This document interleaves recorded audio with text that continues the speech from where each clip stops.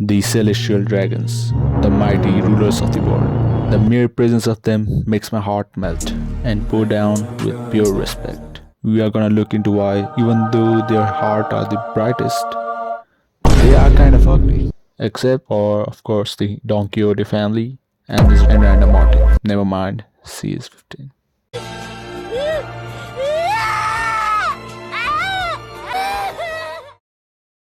There is a common saying we all know as wolf in a sheep's clothing.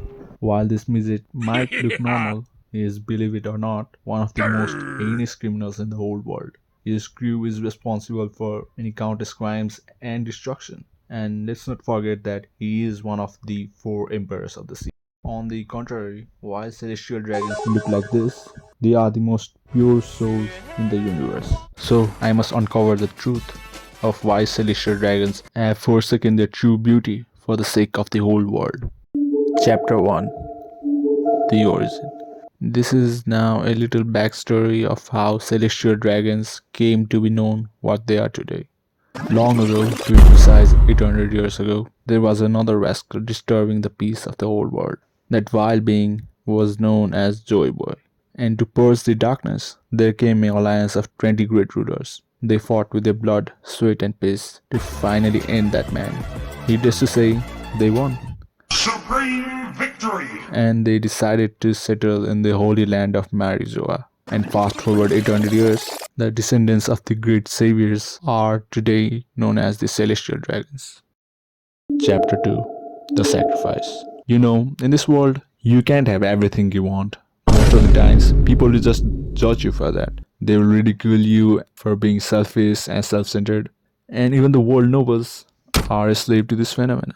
As such, the Celestial Dragons had to sacrifice something in order to achieve the peace that we know today. That sacrifice being their looks. The looks, the physicality, which most people are the quickest to judge. And this wasn't something that was like achieved through dark arts or any other bullshit. This was all pre-planned by the Celestial Dragons for the greater good. Chapter 3: The Truth. Too many chefs spoil the broth. As this line states, there should be only a single entity or an organization that should handle something. This logic is the reason the pure blood of the Celestial Dragons still run today. Breeding with any other people than their own blood may result in many disruptions, which may ruin the hierarchy of the rule. We can also kind of prove this theory as we know that although not all of them have breed, there are still distinct families remaining in the Celestial Dragons. For example, the Don Quixote family, Figureland families, or even the distinct Five Elders, which all have different family names. The distinct families would ultimately be reduced if one family marries into another family, as one family inherits the name, and which, if continued through generations, there will be no distinct family. But clearly, this is not the case. Thus, this would most likely mean they kind of mingled with relatives, cousins, or even first-degree industrial revolution to achieve it. And inbreeding, as fun as it sounds, comes with detrimental recessive genes, which causes further serious mental and physical problems. In the case of Celestial Dragons, the physical was clearly affected as we can see from the looks. But mentally, they are perfectly fine, perfectly sane, and they do best to run the world and protect us from the nefarious pirates. Thus, conclusively, we can say that inbreeding is the reason they are ugly. But let me pose you a question. Does this really matter? Does this really matter?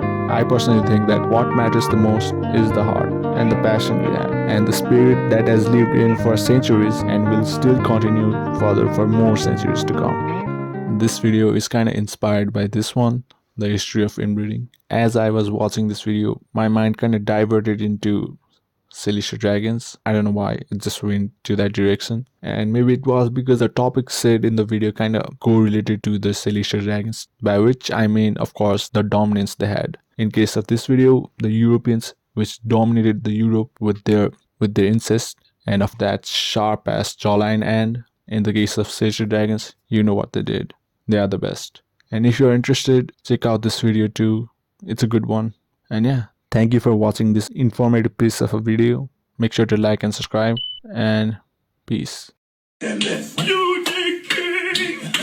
I made the mess, yes!